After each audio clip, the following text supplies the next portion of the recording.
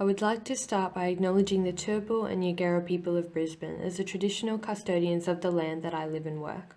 I would also like to pay my respects to elders past, present and emerging, and I extend that respect to all Aboriginal and Torres Strait Islander peoples viewing this video, as well as to fellow students and staff. Each week I walk home from where I work in the city of Brisbane to Greenslopes in South Brisbane.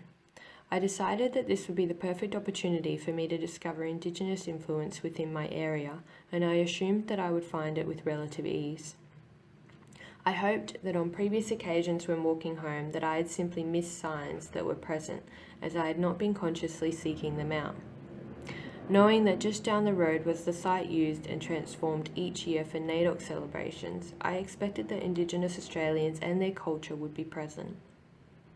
As I stood along the Brisbane River, traditionally referred to by Indigenous Australians as Maywa, I thought of how they may have used the land before colonisation and how it might have looked. The Turrbal people were fishing people, and the river was an essential food and livelihood source for them before colonisation.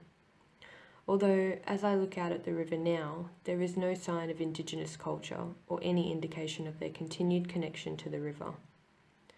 Colonisation has had a noticeable negative impact on the river and the quality of the water. This is likely to have significant impacts on Indigenous Australians today and their ability to continue their connection with the land in this area. I notice along the way there are some place names of streets or suburbs that may carry Indigenous meaning, but there is no sign of any cultural influence. Woolloongabba, for example, is known to Indigenous Australians as Wooloncopper and was a known fighting place of the tribes of South Brisbane prior to colonisation.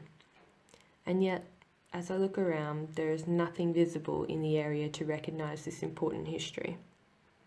Now, instead, there is a sports stadium, high-rise buildings and fast food restaurants in its place. There are Australian flags proudly flown outside businesses and on bridges, but the Indigenous flag is nowhere to be seen. It begins to become clear to me that the reason I hadn't noticed any signs of Indigenous culture and history on my previous journeys home was not because I was not mindfully looking out for them, but because they were in fact not present at all.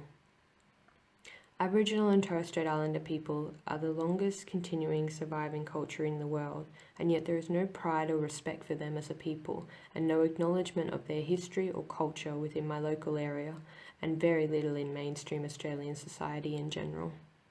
As I reflect on the impacts of colonisation, I begin to recognise the connection between the dispossession of Indigenous land and destabilisation of Indigenous economies with the current invisibility of Indigenous influence within the community today. The negative consequences of colonisation within my local area are significant, and I feel deeply saddened and ashamed by it. The knowledge that the traditional custodians of the land for which I live and work have been silenced and oppressed for so long and experienced such a profound abuse to their human rights on a regular basis is distressing. I hope that within my lifetime I may witness and be part of positive and respectful changes in the relationship between non-Indigenous and Indigenous Australians at all levels.